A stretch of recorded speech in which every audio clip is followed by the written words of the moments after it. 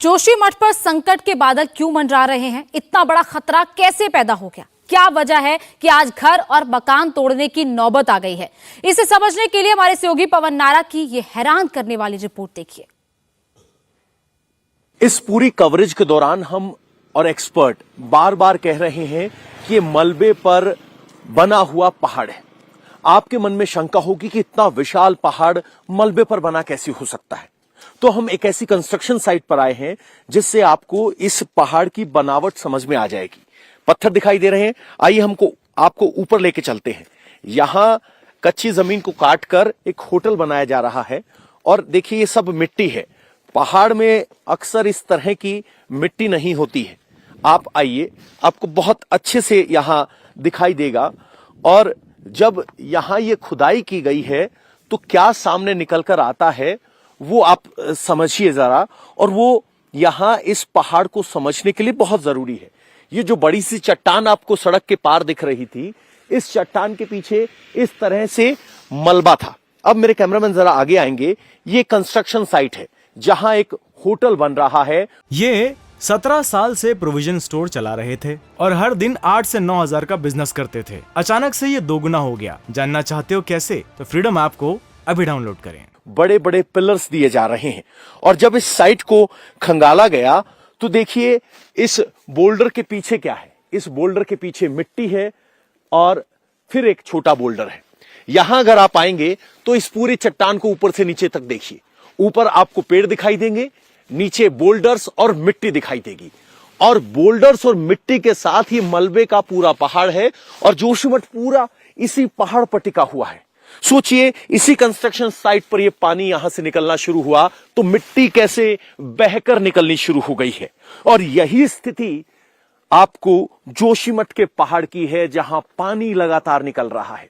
सोचिए, इस तरह की मिट्टी और पहाड़ के मलबे में अगर आप एक साथ पूरा पहाड़ अगर मिट्टी और मलबे का हो और उसमें अगर पानी की धार निकल जाए तो किस तरह से जमीन खिसक सकती है, उसका अंदाजा लगाना मुश्किल नहीं है। और ये सबसे बड़ा उदाहरण है कि किस तरह का पहाड़ यहां जोशीमठ में है। और जोशीमठ इसी तरह के पहाड़ की हकीकत है जो नीचे धीरे धीरे दरक रहा है। यहां सीवेज सिस्टम नहीं है, पानी की निकासी का सिस्टम नहीं है। और ऐसे में अगर कोई पानी का स्रोत निकल आए तो इस तरह की मिट्टी जो पहाड़ में अक्सर देखने को नहीं मिलती है, ये मिट्टी यहां जोशीमठ की मिट्टी है। जो बोल्डर्स और मिट्टी की जो कंपोजिशन है वही इस पहाड़ को बेहद कमजोर, दरदरा और फ्रेजाइल बनाती है। और यही वजह है कि जोशीमठ धीरे धीरे नीचे खिसक रहा है। जोशीमठ में हर तरफ गम है, हर आंख नम है। आशाएं उजड़ रहे हैं, लोग आंखों में आंसू लेकर पलायन कर रहे हैं। लोगों के दिल पर इस वक्त क्या बीत रही है, इसे समझने के लिए पवन नारा की एक और रिपोर्ट देखिए। ये टूटा हुआ शीशा इस वक्त उत्तराखंड के जोशीमठ की टूटी हुई तस्वीर दिखा रहा है, क्योंकि यहाँ का लोगों का जीवन टूट गया है और अब लोग एक कतार में गाड़ियों में अपना सामान भर के जा रहे हैं। भाई साहब, आप इनकी मदद कर रहे हैं या आपका सामान है? अच्छा, लेबर हायर किया उन्होंने। तो कितने लोग आए हैं आप ये सामान निकालने के लिए? 7 लोग। तो 7 लोगों की लेबर है, एक के बाद एक गाड़ी है।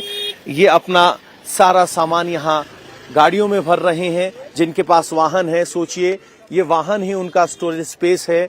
इस गाड़ी को अगर आप देखेंगे, अम्मा ये आपका है? तो नम आंखों के साथ अम्मा ने अपने घर का सामान पैक कर लिया है। कहाँ जगह मिली अम्मा आपको? हैं? पीपल कोटी में जो राहत शिविर है वहाँ? तो परिवार में कौन कौन है?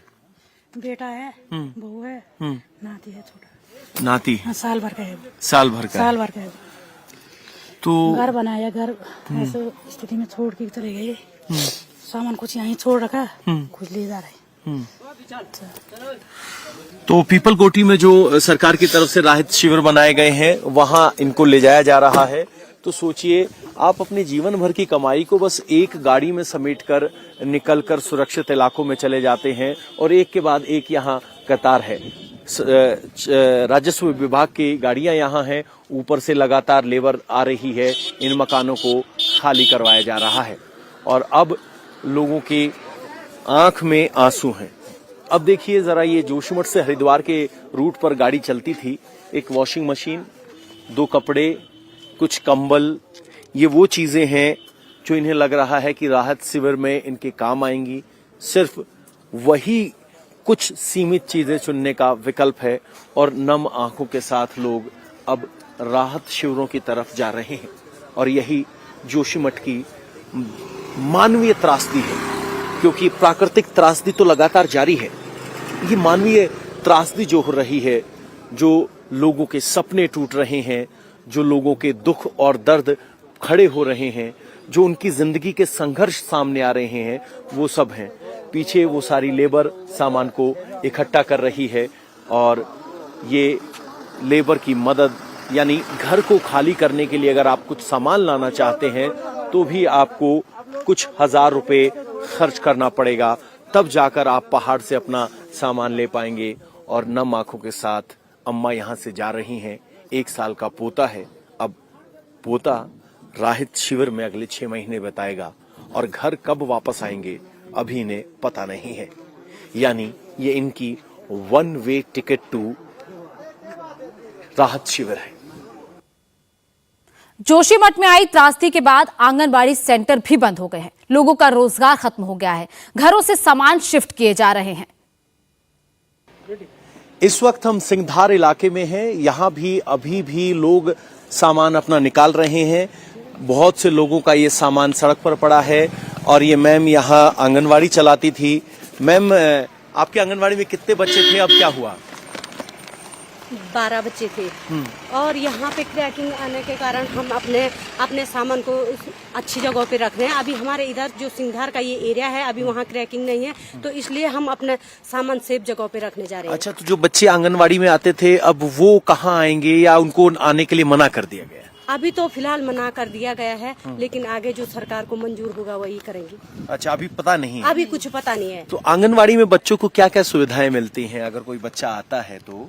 अगर अभी तो खाने की आपदा ना होती तो क्या सुविधाएं मिल रही होती? खाने की सुविधाएं थी। आंगनबाड़ी में तो सब सुविधाएं हैं, खाने से लेके बच्चों को राशन घर में देने से लेके गर्भवती महिलाओं को राशन देने से लेके और हर किशोरी बालिकाओं को हर किसी को आंगनबाड़ी से वो मिलती है। जो सोशल सिक्योरिटी बेनिफिट आंगनवाड़ी के जरिए गर्भवती महिलाओं को, बच्चों को मिलते थे, वो अब नहीं मिल पा रहे हैं। आंगनवाड़ियां इस तरह से शिफ्ट हो रही हैं, तो जो सरकार की पोषण योजनाएं हैं उन पर भी असर पड़ेगा। यहाँ अगर आप देखेंगे तो वॉशिंग मशीन है, बिस्तर समेट लिया है आपने। आप मदद कर रहे हैं, आपका अपना मकान है? नहीं, ये गुरुजी है कोई। हाँ। वो शिफ्टिंग कहीं ले जा रहे हैं। तो आपको भाड़े पे बुलाया है, मजदूरी पे बुलाया है? हाँ जी। तो कितना रुपए लेते हैं एक दिन का? यहाँ पे तो अभी तो ऐसे मदद में आ रहे हैं, आज क्या कर रहे हैं? अच्छा, मदद में? हाँ, क्या कर रहे हैं? तो देखिए, मजदूर है तो वो भी आपस में मदद कर रहे हैं। ये मदद करने के लिए है, वहाँ से थोड़ा जान पहचान भी है। हाँ।